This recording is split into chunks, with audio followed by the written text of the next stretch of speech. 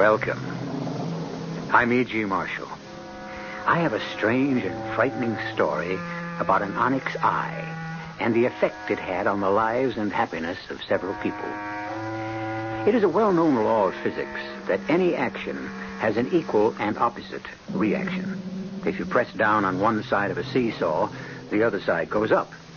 If you drop a stone into a puddle of water, the water rises in exact proportion to the displacement of the stone. If good luck is on the face of the coin, wouldn't the other side bring the reverse? It's for you, Kathy. Oh. A birthday present. Now close your eyes and hold out your hand. There. You may open your eyes now. Oh, why, it's beautiful. You don't like it? Oh, yes. Yes, I do. It's very unusual. It looks like an eye. Well, the little man I bought it from said it would bring us luck. It's onyx. The eye in the onyx makes it valuable as an oddity. Oh. What's the matter? It moved. It moved in my hand. Take it away, Jack. Take it away. Please.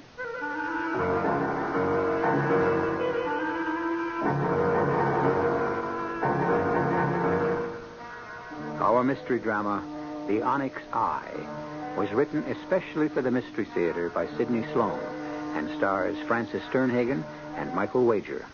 It is sponsored in part by Anheuser-Busch Incorporated, Brewers of Budweiser, and Time Magazine. I'll be back shortly with Act One.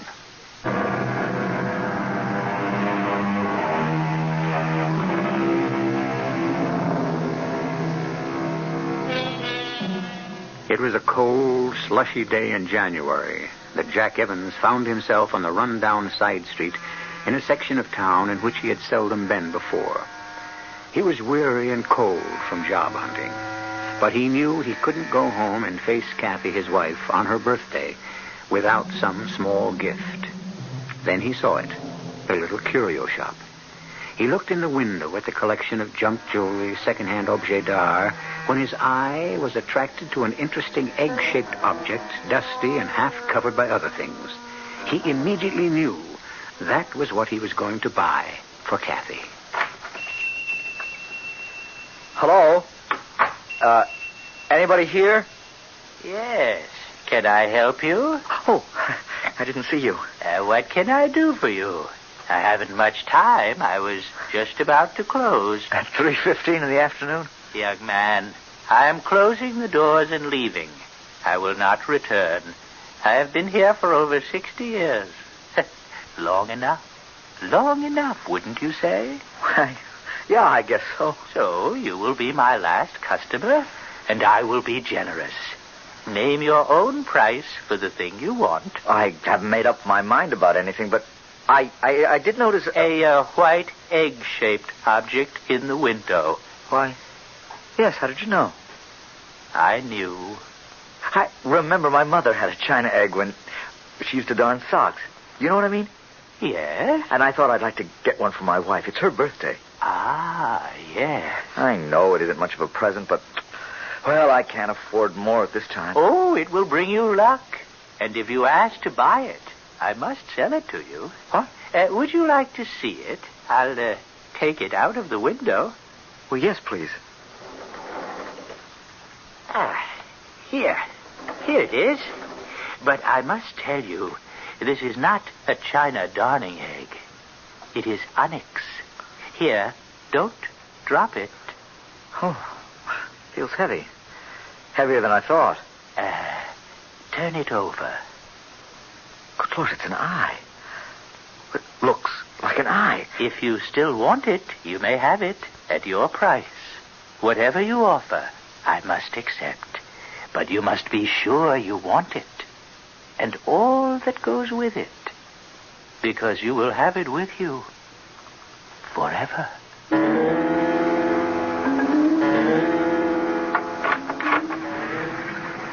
Hello?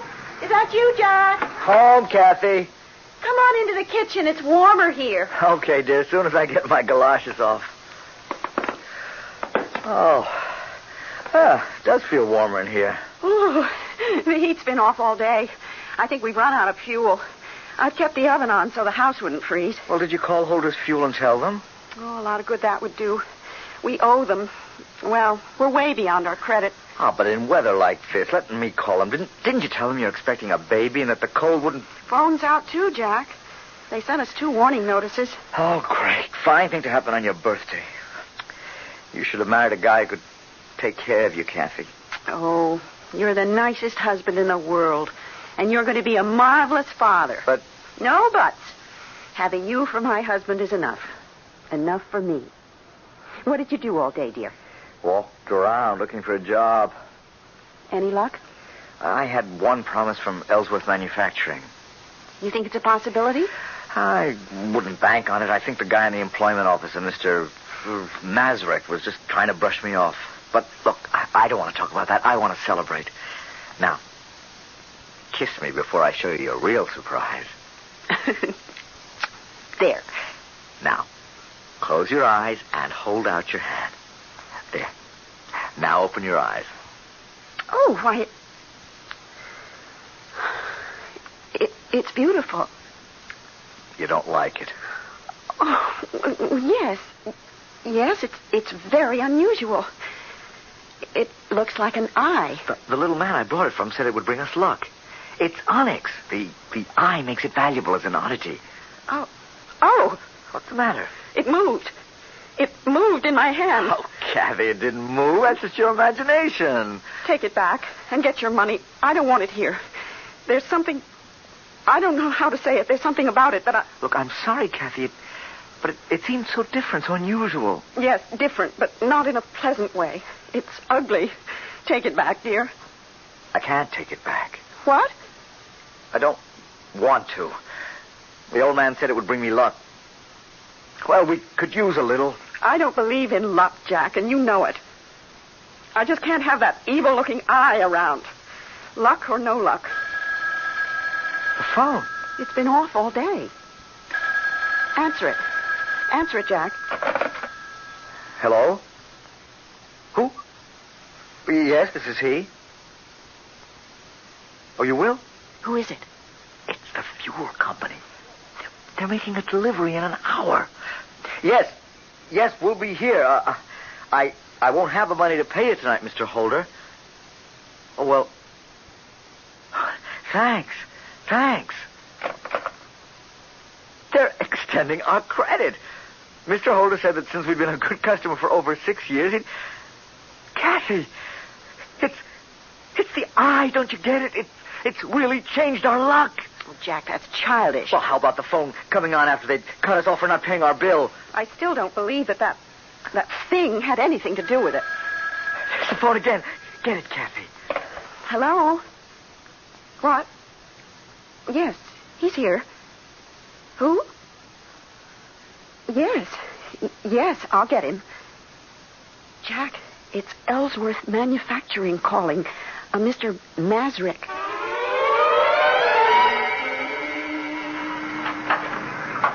Oh, good morning. Can I help you? Oh, Mr. Evans. Well, we ain't seen you in the store for quite a while. Yes, I want to pay my bill. Oh, sure. Is that all? Now, just a minute. I'll get out the credit book. Sorry to have let it run so long. The bill, I mean. Oh, don't give it another thought. You see, I was out of work and so you stayed away. Now, that was foolish. Now, Harry and me, well, we sized you up as an honest man. Right away, we knew you was okay. The first time you and your wife came in the store. Hey, how's she doing? She have the baby yet? Couple of months more. Oh, the last couple of months seem mighty long. Take it from me. Nah, that's the bill. Let's see. Evans, Evie. Ah, here it is, yeah. $16.85. Part of it was for that baby magazine your wife was getting. Oh, yeah. Well, I can pay it. Just got my first week's pay. Oh, wonderful. You see? Nothing like a baby to bring a couple luck, Mr. Evans. Now, you'll find that Providence provides for a baby. I guess you're right. I'm working for Ellsworth Manufacturing. I'm a foreman. Oh, that's great. Hey, I just thought, why don't you buy a lottery ticket on the state lottery for the baby? It's just $2. And with your luck, I'm sure... I don't want to push it too far, Mrs. Mazza. I got a load of bills to pay before I start taking chances on $1 million to one shot. Well, someone's got to win. Hey, look, I'll put up the money for you. The ticket will be in your name. If you hit, we split. Nothing to lose and everything to gain. It'll be my present to the baby. How about it? Okay, but you're throwing away your money. I never won anything in my life.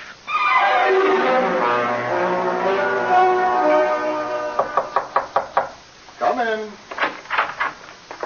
Mr. Ellsworth? Yes? They told me in the plant that you wanted to see me in your office. Your secretary told me to go right in. Yes. You are Mr. Evans. Jack Evans. Oh, yes. I have your name right in front of me on my pad here. Pardon me while I read this memo from your supervisor.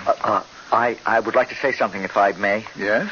I need this job very much. I know I'm new at it, and I probably made many mistakes. My good man, you're getting yourself needlessly upset. You're in no danger of losing your job. I'm not?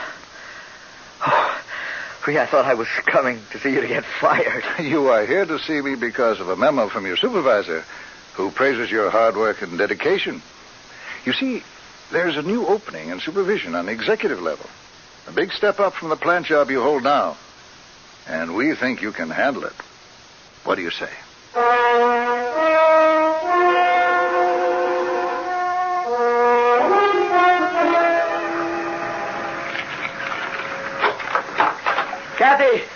Kathy! I've got wonderful news! Kathy! Well, that's strange. She doesn't go out at this hour. Kathy! A note. Jack, dear, I'm getting pains. I thought I'd better not wait. I'm asking Mrs. McCarthy next door to go with me to the hospital. Love, Kathy. Good Lord. It's too early. Too early. Yes? Yes, this is he. Oh, yes, I know. She left me a note. How is she? Yes. Yes, I'll be there in 10 minutes.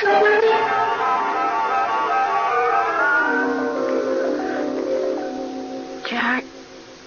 Oh, Jack, I wanted you near me. I was frightened. I came as soon as I could, dear. Have I had the baby yet? Yes. Yes. Yes, the baby. You've had the baby. It's all over. Is it a boy, Jack? I wanted a little boy. I know you wanted a girl, but we'll have the boy first. And yes. Then... But you're tired now, dear. We'll talk later. You must rest. No, I'm not tired. I want to talk about it with you. I want to see it. When can I see the baby? Kathy, please, try to get some rest.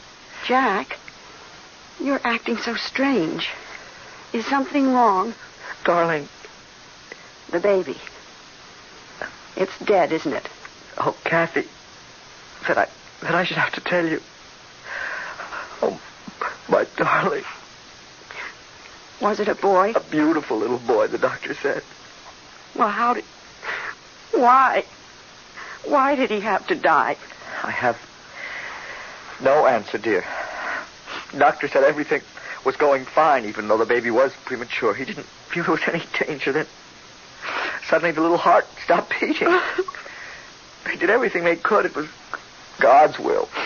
No, it was that evil thing. That ugly, frightening thing. That eye. Kathy. Get rid of it. Throw it away. I've felt its evil presence ever since you brought it home. Oh, darling, if that eye disturbs you, I'll get rid of it. Before I get home, Jack, promise me you'll sell it or give it away. And if you can't, then destroy it. Yes, Kathy, I'll do whatever you say.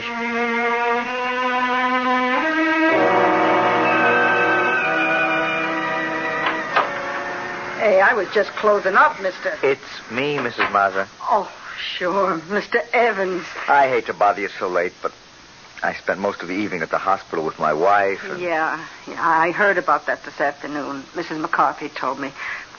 Oh, God, that's a terrible thing to happen to a nice young couple like you two.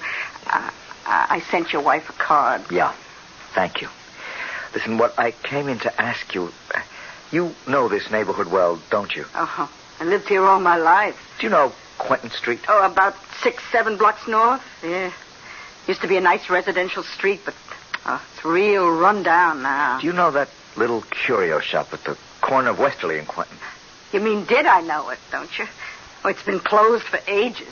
Years. No. I was in there last week and made a purchase. You couldn't have. Well, that building's been empty for nearly 20 years. The windows are broken, it's fallen apart. You know, I remember it when I was a girl. There was an old man. A small old man? Yeah, we were scared of him when I was a kid. But I bought something from him, a present for my wife on her birthday. It was just a few weeks ago. But you couldn't have. Well, the building's been condemned for over 5 years. It's supposed to be pulled down. He was there, I tell you, in the shop. January 29th, my wife's birthday. Mr. Evans, I seen the ambulance come and take him away exactly 20 years ago. I think it was in January, too. He was dead. If you seen him, you saw a ghost.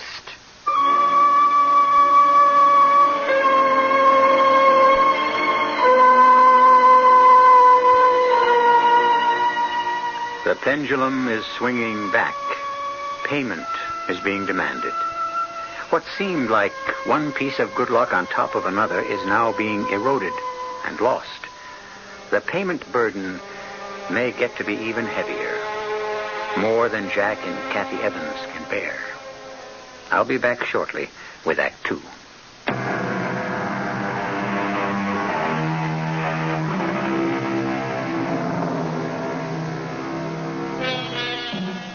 When Jack Evans was told that the little curio shop where he had purchased the Onyx eye had been closed for over 20 years, he couldn't believe it. The memory of the night when he was in the shop a few weeks before was sharply etched on his mind. The next day he went to find out for himself. The shop was no longer there. The ancient building in disrepair, broken windows, the door hanging on one hinge. It was not his recollection of the shop, but it was as Mrs. Mazza had described it.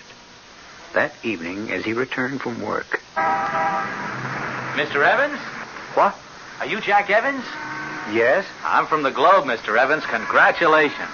Congratulations. Yeah, you won the big state lottery, Mr. Evans. Didn't you know?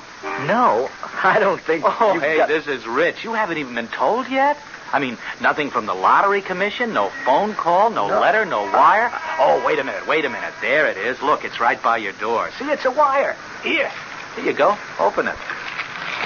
Jack Evans, 38 Mulberry Street. Uh-huh. Well, happy to inform you that your number... a check for $250,000 will be... Oh, good Lord. Say, are you all right? Yeah, sure. I'm great. Well, you looked a little pale for a minute. Well, I guess it sort of got to me for a minute. I think I wanted to get rid of it. Huh? Well, what? You mean your lottery ticket? No. The Onyx eye. Huh? Oh, this money is only half mine. Mrs. Mazza, who runs a little stationery store on Euclid and 12th, bought the ticket for me. We're going to split the money if I won. Mrs. Mazza, Euclid and 12th. Got it. Now, what about this eye? The Onyx eye you just mentioned? I'd rather not say much about that. It's kind of a good luck charm. Well, have you got it with you? I mean, I'd like a picture, with you holding the good luck charm in your hand. Well, I've got it in the house. Come in. Great. Say, you said you were going to get rid of it, or you wanted to get rid of it? Yeah, it bothered me. Just a minute. I've got it in a drawer. Ah. Here it is. Say, that is something. Huh. Ugly little thing, isn't it? That eye seems to be looking right at you, huh? My wife's afraid of it, wants me to get rid of it. Are you going to? I don't know. She thinks it brings bad luck. For you, it didn't.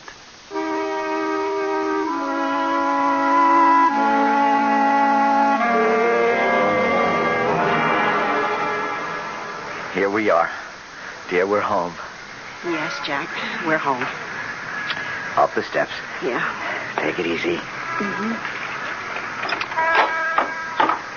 Hello. Welcome home. Oh, Mrs. Mazza. Mrs. Mazza volunteered to come over and get the house in order for your homecoming. Oh, that was kind of you, Mrs. Mazza. Oh, nonsense. Don't even say that after what you've both done for Harry and me with your good luck charm. Oh, it's beautiful.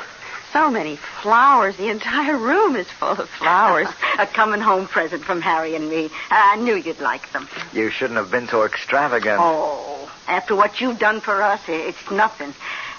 You know what we're going to do with our share of the money? We're going to sell the store and move to a warmer climate, which will be good for Harry's arthritis. Oh, that's a good idea. Mrs. Evans, what are you two going to do with your half?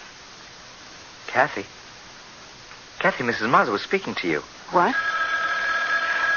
Would you pick up the phone, Mrs. Mazza? There on the table. Oh, yeah, sure. Hello? Yes, this is the Evans residence. Oh, just a minute. Oh, Kathy, someone on the phone for you. The man said that the Globe newspaper. Oh, that newspaper reporter again. He called me several times at the hospital. I don't want to speak to him. Oh. Hello? Oh, well, she's busy and can't talk. What? Will she what? Sell? Are you crazy? You asking her to sell her luck? You're out of your mind, mister. Oh, you know, he wanted to buy your Onyx eye, your luck. Now, how do you like that? Eye? Have you still got that terrible thing, Jack? Oh, Kathy, I haven't had a chance to get rid of it. You promised, Jack. You swore to me you would get rid of that ugly eye before I came home. You promised me that faithfully in the hospital. Calm down. You mustn't You go on lied like to this. me. You know what misery that thing has caused us.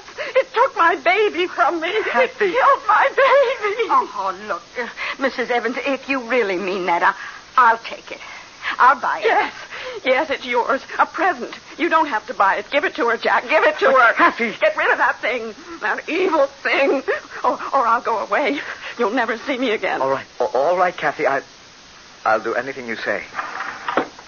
Here, Mrs. Mazza, I hope it brings you better luck than it has us.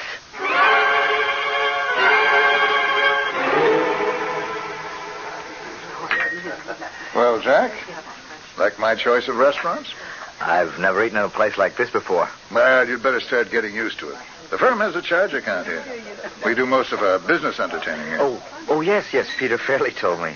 That all he told you? Jack, we like you.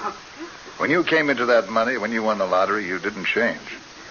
We all thought you'd buy cars, clothes, jewelry, a new house. But you took it all in your stride. No fuss, no feathers. Made a big impression on the board, I can tell you. I wasn't trying to make an impression, Mr. Ellsworth. We knew that, Jack. We all knew that. You were just that kind of a man. Which brings me to what I started to say a moment ago. Jack, the board of directors has voted to make you an officer of the company. You are now a vice president of Ellsworth Manufacturing Incorporated.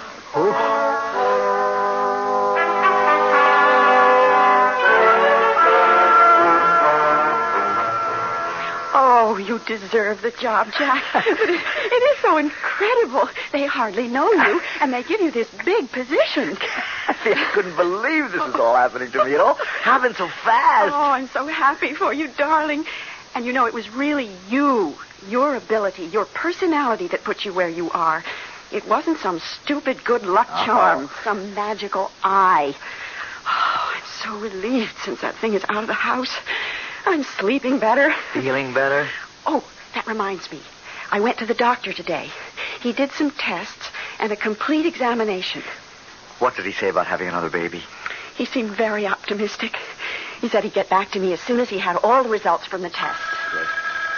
I'll get it, Kathy. Hello? Oh, hello, Mr. Evans? Yes. Oh, Mrs. Mazza? I'm sorry to bother you and your missus so late at night. Oh, it's not so late. We haven't gone to bed yet. Oh, that's good. Look, I'm a little worried. I had to talk to you. Could I come over? Well, it is right. Well, couldn't it wait until tomorrow, Mrs. Mazza? I'm so upset. I wouldn't sleep a wink if I waited till tomorrow. Well, hold the phone for a second. It's Mrs. Mazza. She seems upset, wants to come over. Well, let her come. She won't stay very long. Mrs. Mazza? Yes? Come over, but please, remember, Kathy's not fully recovered. Oh, it'll take me just a few minutes. Thank you. I'll be there in 5 minutes.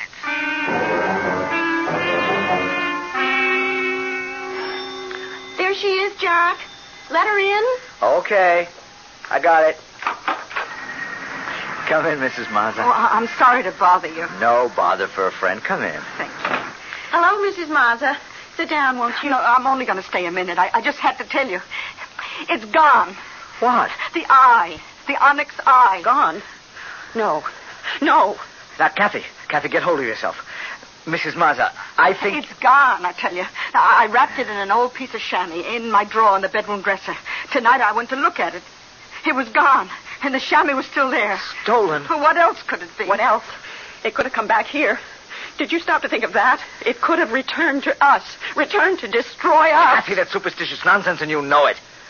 Mrs. Mazza, my guess is that it's stolen. Someone must have known that we'd given it to you. Oh, yeah. I suppose you're right. Oh, what a pity. Harry said that just having it in the house made him feel good. Oh, well, I'm sorry to have bothered you. I'll go now. Want me to walk you home, Mrs. Mazza? It is late. Oh, no, I'm okay. I know the neighborhood. And good night. Good night. You're sure you'll be all right going home alone? Oh, sure. Jack, Sure. look. On the doorstep. What? Oh, my God. It's the onyx eye. It's come back. It's come back. Oh, quick, look outside. See if anyone's near. No one. There's not a living soul on the street. It's come back. We'll never get rid of it. You have made an offer, and now you must go through with it. No, we don't want to take it back, please. That is impossible. I cannot take it back. You have made a bargain, and you must hold to your word. Is there no way to be rid of it? I told you, you must be sure you want it, and all that goes with it. It will be with you forever. Wait. Oh, man, there must be some way. Jack, darling. Jack. Something that would... You're dreaming, Please, Jack. Listen to me. Wake up. Oh, man, listen. Please. Jack, listen to me, Jack. What? Jack, you're having a bad dream. Oh, Kathy, darling. You were dreaming, tossing in your sleep. Oh, what a nightmare. Frustrating dream. You seem to be talking to someone, Ah. pleading. I was dreaming of that little old man who sold me the onyx eye. I begged him to take it back or tell me how to get rid of it. He gave me no answer except that I was compelled to keep it. Forever? Forever. Wait a minute. There's something in the back of my mind. If I could think of what it is, he'd be able... The phone? This hour. 4:15 in the morning. Hello. Yes, this is he. Who? St. Joseph's Hospital. Yes. I see. Asked you to call me. Yes, I'll come immediately. Thank you. What is it? Mr. Mazza. Stroke. Mrs. Mazza asked them to call me. She wants me to come to the hospital. It was that thing. Oh, no. That's becoming an obsession with you. Kathy, can't you forget it? Don't you see? Mr. Mazza benefited from the luck, the lottery ticket. And now he's paying for it, as we have.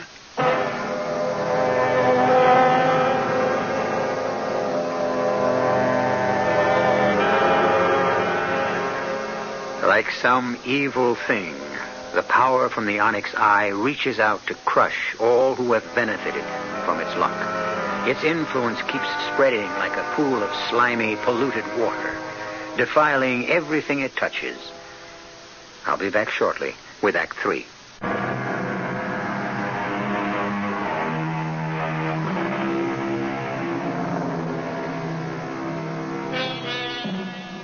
Jack went to the hospital that night and sat waiting with the wife of the stricken man through a long gray dawn. Finally, the doctor came with the news that Mr. Mazza had died. His last words before the end were, strangely enough, the eye, the lucky eye, how wonderful to have it. At the cemetery several days later, Mrs. Mazza was heard to repeat almost the identical sentiment. Our Father, which art in heaven, He was so happy the last few days of his life. Happier than I've seen him in years. Mrs. Mazza, I'm sorry. I'm sorry that we involved you and your husband in our... I don't know how to say it. We feel responsible. Oh, no. No, you got it all wrong. I told you he was happy. You brought us luck. Bad luck. No, it was good. Even if it was only for a few days, a few hours. It was like a dream come true. But, Mrs. Mazza, what will you do now? Oh, what does it matter? I'm not sad. I'll manage. I'm happy to know that Harry got something good, that made him feel good before he passed away. No, you're wrong. I can't understand you. You wish for death. That's not happiness. I'd give up everything in this world, everything. All the comforts, even necessities to have my baby with me, alive and warm in my arms, next to my heart. Anything for that. Kathy, people are looking at you, please. Let them look. In respect for the dead. I have no respect for the dead, for this stupid ceremony of death, for the soothing words that close your mind and drug you into acceptance. Kathy, please, they're lowering the coffin. Are they? I know something else that should be buried in the ground and covered up forever.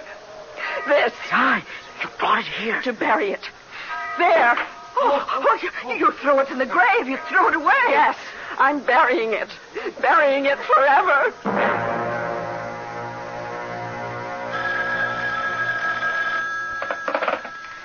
Hello? Hello, Mr. Evans. This is Peter Cawley. You know me. I'm the reporter on the Globe. I'm the guy who interviewed you when you won the lottery. What do you want? I'm in the middle of dinner. Well, I see that you found an envelope on the street with over $2,000 in it and that you turned it into the police. That's right.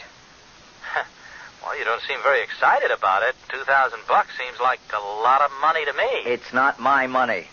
Yeah, but if the owner doesn't come forth and identify it, it is going to be yours, right? Really, Mr... That's right, isn't it? Is this why you called me to find that out? No. I called you because I see a continuation of the good luck story I did on you when you won the lottery.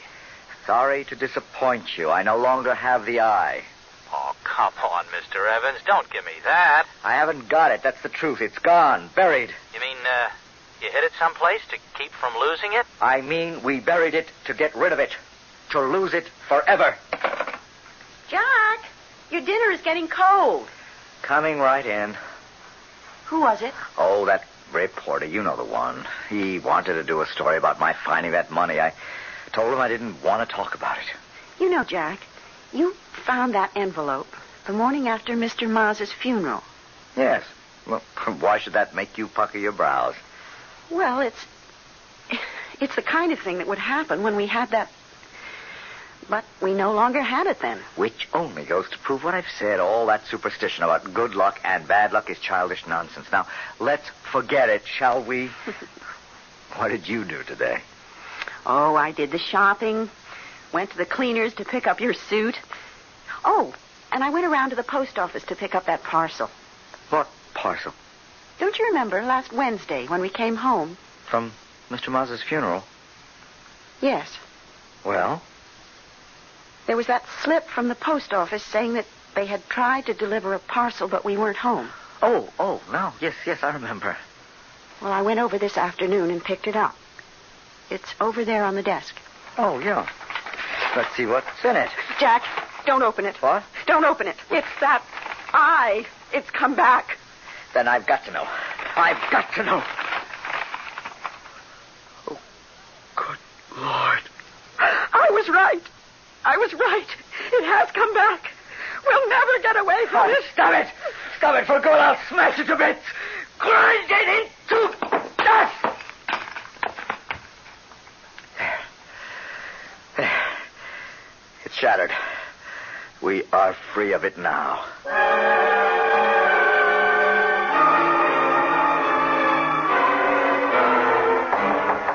Come in. You wanted to see me, Mr. Ellsworth? Oh, yes, Jack. Come in. Sit down. Thank you. Jack, I see you've been having a little trouble. About the lottery ticket? Been in the papers, featured quite prominently. I can say the same thing to you that I told to the district attorney. I did not know the ticket was a forgery. Yes, I know. I have returned my winnings to the State Lottery Commission. Mrs. Mazza has returned her share also. You have behaved very honorably in the whole matter. I myself have said that to the board. This was brought up to the board? It had to be, Jack. You see, you occupy a very unique, a very sensitive position in our company. I don't understand how this could affect the company. My boy, a company such as ours is only as good as our reputation. I get it, Mr. Ellsworth. Now, I know why you called to talk to me. Jack, try and see my side. You are no longer an asset to Ellsworth Manufacturing. You are a liability. Now, I'll tell you what we are prepared to do. We shall give you a letter with the very highest praise for your ability and character. We shall give you 3 months' salary as termination pay, and your best wishes for my future.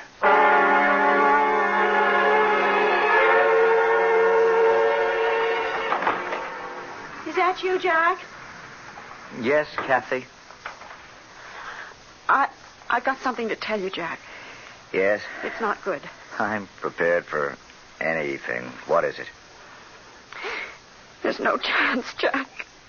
We can't have another child. Oh, of course we can, darling. We'll go to another doctor. We'll leave here, start fresh someplace else. Sometimes a change of scene or environment. Oh, it's no use. It's happened a million times. Doctors can be mistaken. No, Jack. Nothing will ever be right for us again. Oh, Kathy, how can you say that? Look, I'm not giving up.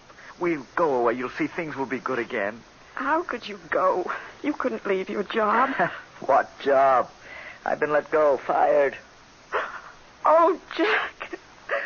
Darling. I knew it. I knew it when I saw. Look, Jack. Look what's on the floor next to the window. Oh, no. No. Your good luck piece. But I smashed it to dust, swept it up, put it in a cloth bag, weighted it, dropped it off at the ferry boat in the middle of the harbor. Look at it. Not a scratch. Not a crack. And that eye. That evil eye glaring at us. How did it get there? I don't know. I didn't see it this morning. And then when the phone rang, I came in here to answer it. And when I finished the conversation on the phone, I saw it. I screamed and ran out of the house. I'm going to beat this thing. There's some way to get rid of it. There has got to be. I remember there was something that little man said, but it seems blurred in my mind. I keep reaching for it, but it gets away from me. You can't give it away. When we gave it to Mrs. Mazza, it returned. But how could the old man give it to me? He did give it to me. And the door. Get it, Jack. I'll go into the bedroom and finish packing. Start packing for me, too. We'll go together. All right, dear. Not that I expect will do us much good to run. Hi, Mr. Evans. You. Hey, wait, listen. Leave us alone. Can't you stay away from us? No, please, I've got good news. I don't want to hear it. It always turns out bad. Oh, please. Now, don't shut the door, okay? Okay, what is it? Now, first, that money hasn't been claimed. You know the money you found? It'll be released to you at the end of the 30-day waiting period. I won't be here to claim it. Well, why? You going away? Yes. Because you lost your job? That's only part of it. But you haven't lost it. What do you mean? Look, the Globe carried the entire story in this afternoon's edition about how you were innocent and also that it was rumored that you had lost your job with Ellsworth Manufacturing because of the scandal. Yeah, that's about it. Well, 20 minutes after the paper hit the street, the paper got a call from Mr. Ellsworth himself denying the story and saying that the company had never doubted your integrity and all that sort of guff. You know, he told our editor to retract that story tomorrow or face a possible lawsuit. That's very funny. Only hurts when you laugh, huh? You going back to Ellsworth? No, I'm going away. Away from this place for good. You're serious? Dead serious. I want that good luck charm. That onyx eye. You don't. I want it. I know what it's done for you, and it could maybe... It's done nothing good for me. We've had nothing but grief and humiliation from it. I want it, and I'll give you $5,000. All I have. I want it. If you offer to purchase, I must accept. That's it. That's what he said to me. Then you'll let me have it? Look, I must warn you, it will bring you nothing, and its gifts are empty. And you'll pay heavily for all you get. or think you get? I want it. I insist that you sell it to me. Very well. You are sure you want it, and all that goes with it. I'll get it for you. I've got the money with me in cash. Here. Here. Hold out your hand. Yeah. There. And here's the payment. And thanks. Thanks for parting with it. May the Lord have mercy on your soul.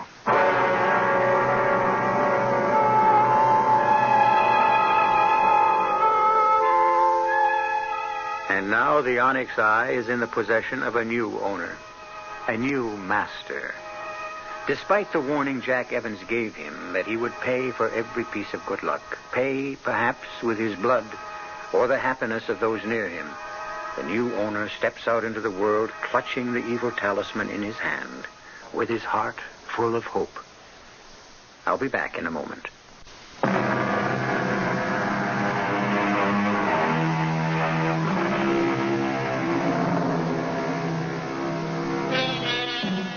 Over 2,000 years ago, Aristotle, the Greek philosopher, spoke of the principle of natural law. For every action, there is an equal and opposite reaction.